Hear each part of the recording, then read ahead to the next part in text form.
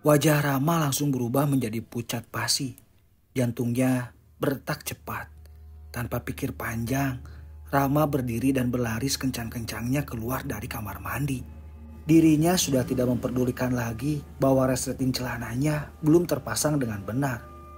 Pintu kamar mandi terbuka. Dilihatnya Arjuna sudah tidur lagi. Segera diguncang-guncangkan tubuh Arjuna. Assalamualaikum warahmatullahi wabarakatuh. Sahabat jelang malam, gimana kabarnya nih? Saya doakan sahabat jelang malam sehat selalu dan dimudahkan rezekinya. Amin. Baik sahabat jelang malam, di video kali ini saya akan menceritakan Villa Merah Bata yang bersumber dari grup Facebooknya Pengembara Misteri ya. Nanti seperti biasa saya akan tulis di deskripsi ya linknya biar teman-teman atau sahabat jelang malam pengen langsung membaca ceritanya. Baik sahabat jelang malam, tidak harus menunggu lama lagi. Are you ready? Sikat. 3 orang bersahabat, Panji, Arjuna, dan Rama, merasa lega karena akhirnya UN telah berhasil mereka lalui. Segala upaya telah mereka lakukan untuk melewati rangkaian ujian-ujian sekolah. Dan salah satu yang terpenting yaitu belajar sungguh-sungguh. Sambil menanti pengumuman hasil dari UN, ketiga orang bersahabat ini berencana untuk liburan.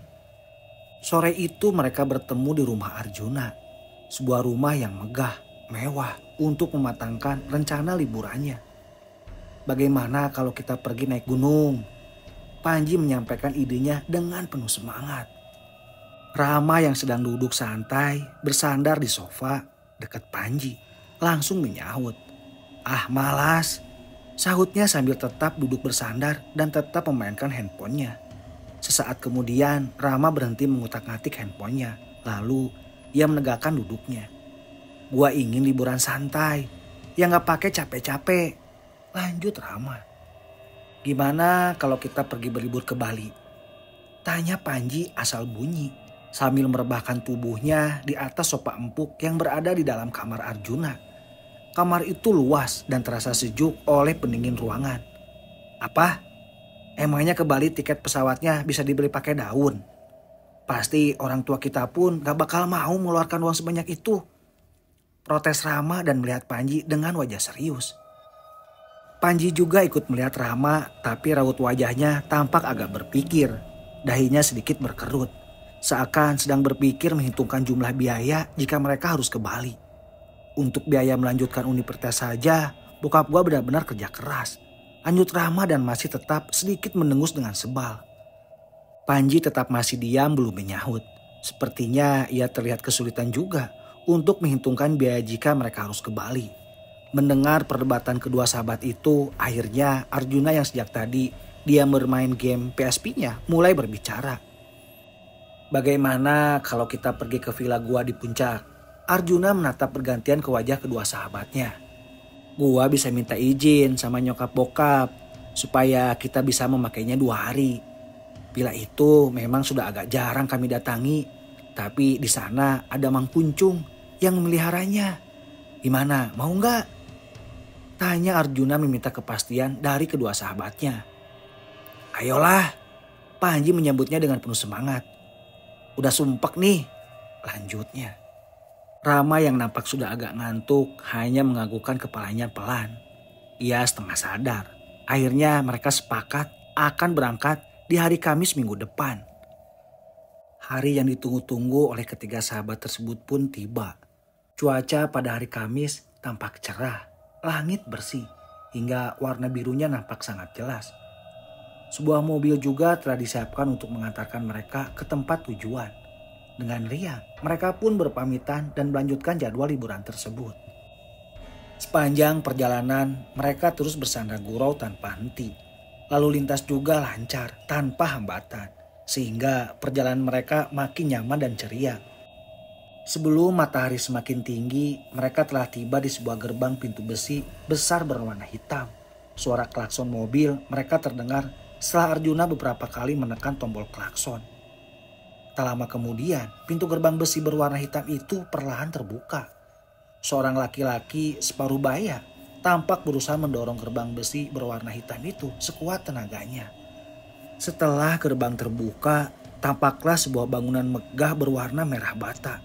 Rumah bata merah itu semakin megah dengan adanya kolam renang di samping halamannya. Ruang tamunya juga sangat besar dengan sofa empuk berwarna coklat muda. Setelah ketiganya masuk ke dalam villa, mereka langsung duduk nyaman di sofa sambil menikmati kesejukan udara pegunungan yang sangat berbeda dengan kondisi udara sehari-hari di kota. Lelaki separuh baya yang tadi membukakan gerbang kini masuk membawakan 3 cangkir teh jahe hangat. "Mang Kuncung, apa kabar Mang?" sapa Arjuna pada penjaga rumah yang telah bekerja selama 5 tahun ini. "Alhamdulillah, baik-baik saja Den," sahut Mang Kuncung sambil membukukan badannya. Logatnya masih dipengaruhi logat Sunda. "Oh iya Mang, kenalkan ini teman-teman gue." Arjuna mengarahkan tangan ke arah teman-temannya. "Ini Panji dan ini Rama. Kami akan menginap di sini sampai lusa Mang." Mang Kuncung pun terlihat manggut-manggut. "Kalau aden-aden perlu sesuatu bisa panggil di ruang belakang," kata Mang Kuncung dengan tersenyum tipis. "Ruang tidur di lantai atas sudah Mamang siapkan," lanjutnya. "Oke Mang," jawab Arjuna. "Selamat istirahat. Sekarang Mamang mau ke belakang dulu," ujar Mang Kuncung lalu beranjak pergi. Setelah Mang Kuncung pergi, segera ketiga sahabat itu menuju kamar tidur di lantai atas tersebut. 3 buah kamar yang terletak di dalam satu lorong. Masing-masing kamar berukuran sekitar 10 kali 12 meter. Dan setiap kamar memiliki kamar mandi di dalam. Rama yang paling penakut memilih kamar pertama di lorong tersebut. Sementara Arjuna di kamar kedua. Adapun Panji di kamar yang ada lorong paling belakang. "Arjuna, kenapa kamar-kamar ini seperti rumah sakit ya? Sepertinya serem," tanya Rama yang mulai keluar sifat penakutnya. "Ah, dasar penakut." Arjuna dan Panji serempak menimpali. Kemudian cuek tanpa peduli pada rasa takut Rama. "Mumpung matahari belum tenggelam, kita berenang." Arjuna dan Panji berteriak penuh semangat. Mereka berdua segera berlari menuju tangga, meninggalkan Rama yang penakut seorang diri. "Woi, tunggu woi!" Rama terlihat panik. Arjuna dan Panji tak peduli, mereka tetap saja berlari. "Aduh, tunggu dong, aku mesti ke toilet dulu, kebelet." Tapi Arjuna dan Panji tetap saja terus menuruni anak tangga ke bawah menuju kolam renang sambil tertawa. Hal tersebut telah membuat Rama panik dan harus mengambil keputusan mendesak. Akhirnya, dengan terburu-buru Rama pergi ke toilet yang berada di kamarnya. Perasaan tak menentu antara rasa takut dan panik. Semakin membuat pikirannya benar-benar takut. Semenit rasanya menjadi waktu yang lama bagi Rama. Di kamar mandi, ketika Rama hendak mencuci tangan di wastafel berwarna biru itu, tiba-tiba ia merasakan ada angin dingin menerpa kuduknya. Rasa takut makin menggigit, membuat debar jantungnya berdetak semakin cepat. Perlahan Rama memberanikan diri untuk mengangkat kepalanya, sehingga wajahnya kini menatap cermin yang ada di depannya. Dengan tangan yang mulai gemetar, segera ia hentikan aliran air di keran dan diambilnya handuk kecil untuk mengelap tangannya. Lalu seperti ada dorongan tertentu, kembali tatapan matanya seakan harus menatap cermin di depannya. Tiba-tiba, perlahan tapi pasti, cermin itu seperti dilapis oleh uap putih yang mengaburkan kejernihan cermin tersebut. Tanpa berpikir lebih lama lagi, Rama pun spontan berlari sekencang-kencangnya meninggalkan kamar mandi itu untuk menyusul sahabat-sahabatnya yang telah asik berenang. "Hantu!" teriak Rama. Suaranya membahana di dalam villa. Arjuna dan Panji yang mendengar teriakan Rama segera keluar dari kolam renang dan berlari mengejar Rama yang berlarian tidak menentu itu. Akhirnya Arjuna dan Panji berhasil mengejar dan menenangkan Rama. "Ah, pasti itu mah cuma hayalan lo," hardik Panji. "Makanya jadi orang jangan penakut." Panji pun terlihat gemes melihat kelakuan Rama. "Ah, villa gua ini dari dulu gak ada apa-apa kok," timpal Arjuna. "Yuk sekarang kita semua ke kamar lo," ajak Arjuna sambil menarik tangan Rama dengan agak memaksa. Sesaat kemudian, krrrr, Panji membuka pintu kamar mandi itu dengan tak gentar. Sementara Rama ngumpet di belakang Arjuna dengan mencengkram kencang pundak Arjuna. Ternyata suasana kamar mandi itu biasa saja. Namun tetap hal ini tak membuat Rama jadi teryakinkan.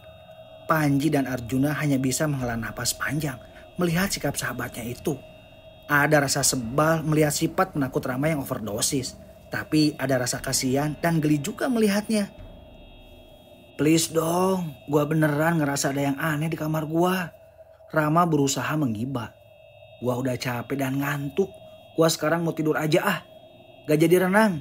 Panji pun pergi begitu saja. Panji, lu tuh emang paling tega sama gua. Rengek Rama memelas. Tetapi tadi digubris oleh Panji. Akhirnya dengan sangat terpaksa Arjuna sebagai tuan rumah mengizinkan Rama tidur di kamarnya. Awas ya kalau lu ngorok. Ledek Arjuna ke Rama yang amat penakut itu. Malam itu berlalu dengan tenang, tidak ada kejadian aneh. Akhirnya pagi pun menjelang matahari telah tinggi, ketiga sahabat itu baru mulai terbangun. Mereka bertiga segera menuju ruang makan di lantai bawah. Di sana telah tersaji 3 cangkir teh hangat beserta nasi goreng lengkap dengan telur ceplok dan kerupuk. Di balik jendela besar yang menghadap ke arah kolam renang, nampak Mang Kuncung tengah membersihkan teras rumah. Dengan tubuh yang mulai membungkuk dan langkah yang terseok-seok, Mang Kuncung menyapu teras tersebut pelan-pelan. "Hah!" Panji berteriak keras di dekat daun telinga Rama dan telah membuat Rama spontan melompat terkejut setelah ditakut-takuti. "Sialan loh!" Rama mengelus-ngelus dadanya karena sangat kaget. "Mana hantunya?" "Dasar anak super penakut," ledek Panji sambil menahan tawa. Arjuna juga sempat ingin meluapkan tawanya, tapi masih bisa ia tahan. Sudah, gua mau mandi dulu ah. Setelah kita mandi, kita jalan-jalan, jelas Arjuna dengan santai. Ini Rama juga minta dimandiin. Hahaha, celoteh Panji sambil berlalu. Dari tawanya terdengar amat nyaring. Rama yang tetap tidak berani kembali ke kamarnya. Akhirnya harus menanti di kamar Arjuna. Tak lama pintu kamar mandi terbuka. "Sana mandi," kata Panji. "Abis ini kita mau jalan-jalan," Arjuna menegaskan lagi. "Tapi lo tetap di kamar kan?" Kembali Rama merengek seperti anak kecil. "Iya, gua tetap di kamar," sahut Arjuna. Akhirnya Rama pun masuk ke kamar mandi. Sementara Arjuna mengambil hair dryer untuk mengeringkan rambutnya yang basah. Dari dalam kamar mandi sudah terdengar kucuran air yang sedang ditampung di dalam ember. Segera Arjuna pun mencolokkan kabel hair dryernya. Arjuna asik menata rambutnya. Tiba-tiba Arjuna merasa sedikit rasa aneh. Rasa aneh yang membuatnya membalikan tubuh. Pandangannya mengitari seluruh ruangan kamarnya. Namun tak ada apa-apa di kamar itu. Gua sudah tertular oleh virus Rama," ujar Arjuna dalam hati. Lalu Arjuna pun melanjutkan menata rambutnya. Di dalam kamar mandi, Rama rupanya hendak buang hajat terlebih dahulu. Dirinya sedikit merasa tenang karena ia mendengar suara hair dryer yang menandakan bahwa di balik pintu kamar mandi ada orang lain selain dirinya. Rama bergegas mengambil sebuah majalah yang tak jauh tergeletak di dekat kloset. Dirinya mulai merasa santai. Rama terus membaca majalah itu hingga tanpa disadarinya suasana kamar mandi terasa menjadi dingin. Suara hair dryer Arjuna pun tidak terdengar lagi. Tiba-tiba terasa ada seperti hembusan angin di kuduknya. Awalnya Rama belum menyadarinya. Lalu ada hembusan angin yang lebih dingin dan lebih keras lagi di kuduknya. Kali ini Rama tersentak. Dirinya hendak berteriak. Namun rasa gugup telah menyulitkannya untuk berkata-kata apalagi berteriak. Dalam keadaan panik, segera Rama membersihkan dirinya seadanya. Dan ketika itulah tiba-tiba seperti ada kepulan asap rokok yang sengaja dihembuskan dari arah samping persis ke wajahnya. Wajah Rama langsung berubah menjadi pucat pasi. Jantungnya berdetak cepat. Tanpa pikir panjang, Rama berdiri dan berlari sekencang-kencangnya keluar dari kamar mandi. Dirinya sudah tidak memperdulikan lagi bahwa resleting celananya belum terpasang dengan benar. Pintu kamar mandi terbuka. Dilihatnya Arjuna sudah tertidur lagi. Segera diguncang-guncangkan tubuh Arjuna. Arjuna, jerit tertahan Rama. Arjuna, kali ini Rama berkata dengan suara yang lebih kencang lagi. Arjuna kaget dan bangun seketika. Apa-apaan sih? Arjuna menggerutu sambil melihat heran pada Rama. Lo masih belum mandi juga? Tanya Arjuna. Tapi Rama tak langsung menjawab. Ada apa lagi sih? Arjuna mulai sedikit kesal. Dengan gemetar, Rama menceritakan kejadian yang baru dialaminya. Ah, gua tadi mandi, gak ada apa-apa, sahut Arjuna sambil melangkah ke arah kamar mandi. Tuh, gak ada apa-apa kan? Arjuna pun membuka lebar-lebar pintu kamar mandi itu. Gila lo ya, lu tuh masih bau, ketus Arjuna sambil memandang jengkel pada Rama. Rama tak peduli dirinya diperhatikan. Ia justru sibuk mengamati kembali keadaan di kamar mandi karena masih tak percaya dengan apa yang dilihatnya. Udah sana mandi, gua tunggu di depan pintu deh, perintah Arjuna. Dengan penuh keraguan, Rama melangkahkan kakinya, menapakkan kaki di lantai kamar mandi yang dingin itu. Pintu kamar mandi pun tak berani ditutupnya dengan rapat-rapat.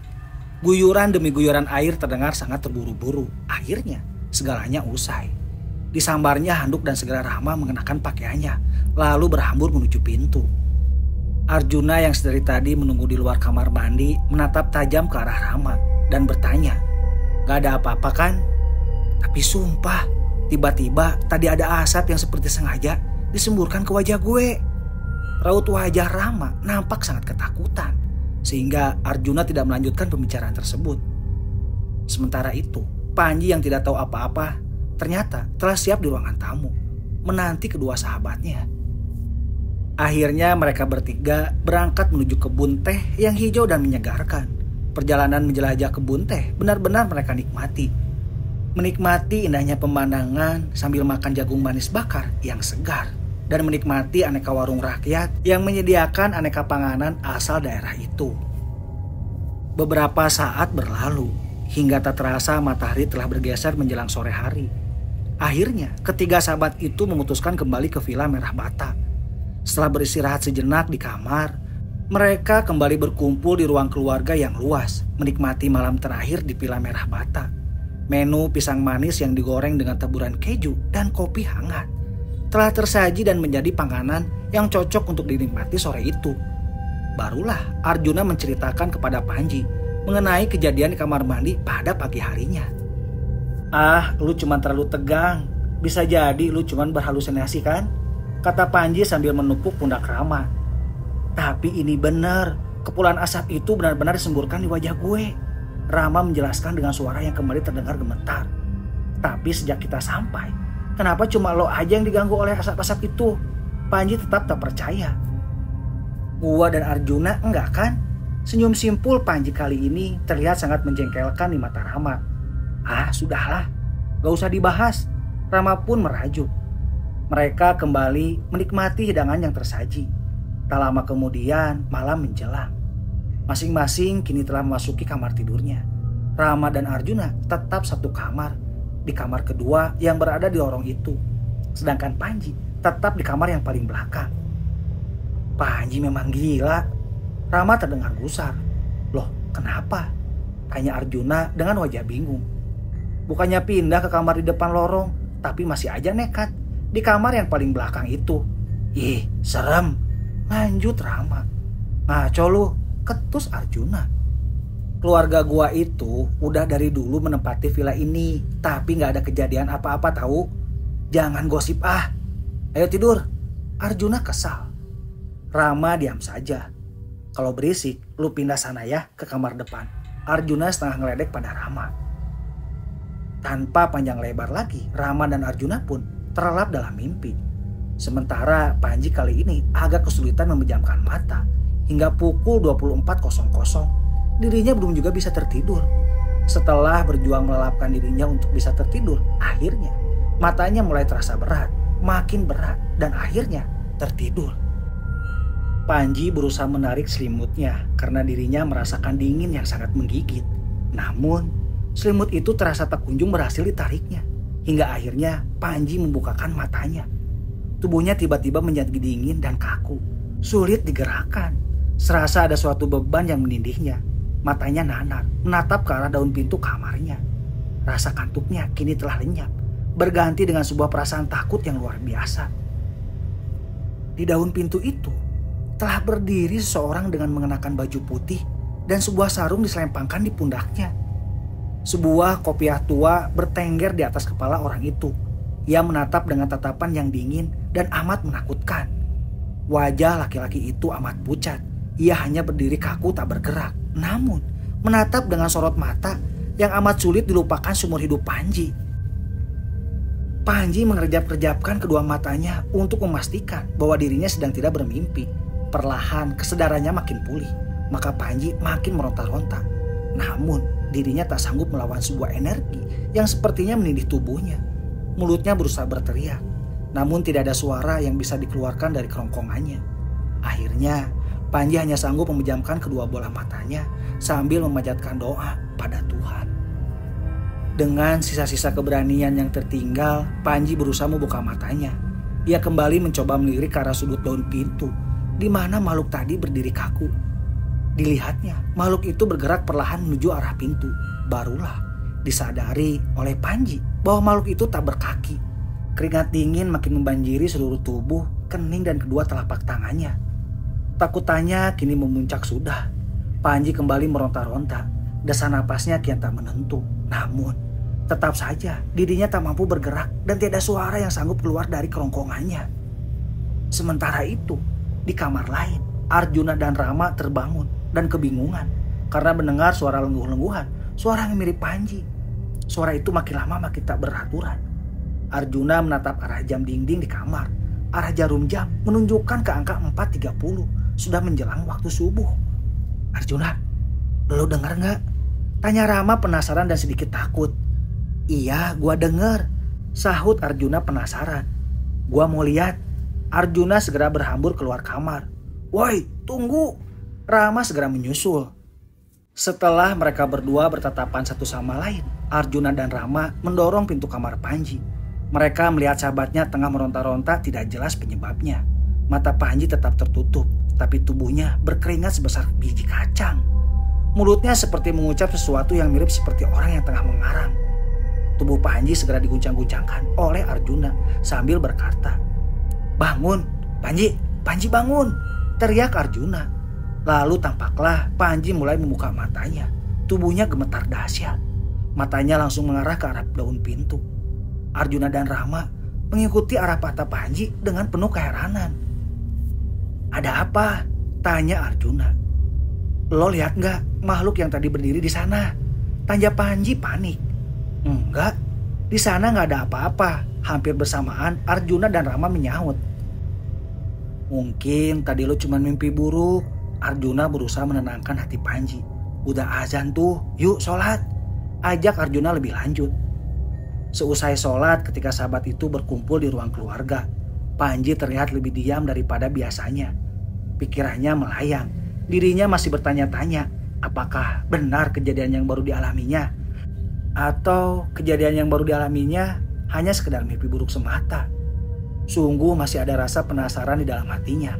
Namun tiada jawaban pasti yang bisa memuaskannya. Dirinya kembali terdiam menatap langit-langit putih villa berbata merah. Setelah ketiga sahabat itu menikmati sarapan pagi, mereka sepakat untuk segera kembali saja ke kota.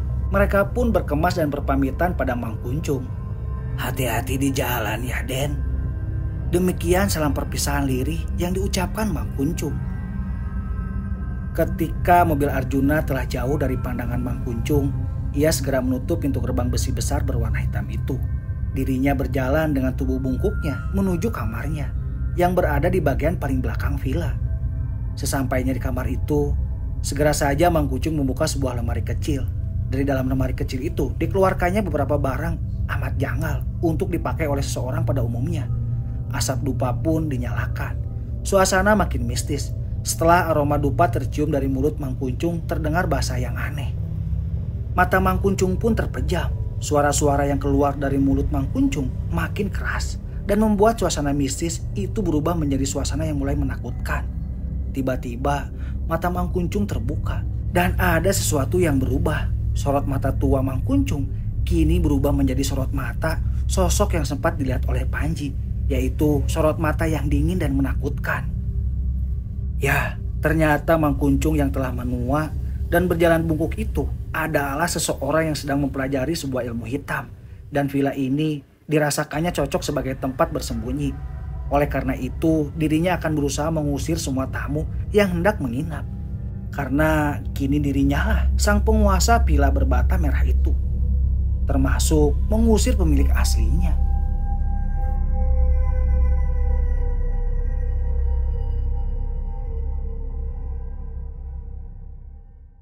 Selesai. Baik sahabat Jelang Malam, akhir cerita dari Villa Angker ya. Saya sebutnya Villa Angker aja ya, yang bersumber dari pengembara misteri ya. Ternyata makhluk yang mengganggu Rama, mengganggu Panji adalah sosok penjaga villa itu alias Mang Kuncung. Dan si Mang Kuncung ini kurang ajar ya menurut saya. Dia sedang mendalami ilmu hitam. Bahkan ini kalau didiamkan atau ya tidak ada tindakan, bisa berbahaya bagi si pemilik si villanya, yaitu keluarga Arjuna. Nah, baik sahabat Jelang Malam, bagaimana cerita kali ini ya yang disajikan oleh saya? Atau cerita ini apakah benar atau tidak ya? Silakan sahabat Jelang Malam tinggal berkomentar saja ya. Baik sahabat Jelang Malam, saya tidak lupa mengingatkan buat teman-teman ya yang belum subscribe ya, dan jangan lupa tekan tombol loncengnya supaya video-video terupdate atau video-video terbaru dari Jelang Malam itu bisa ada di notifikasi channelnya teman-teman ya.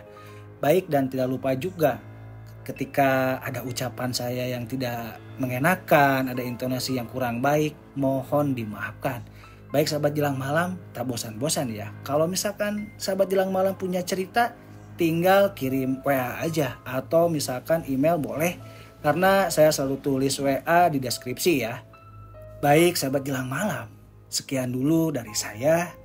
Wassalamualaikum warahmatullahi wabarakatuh.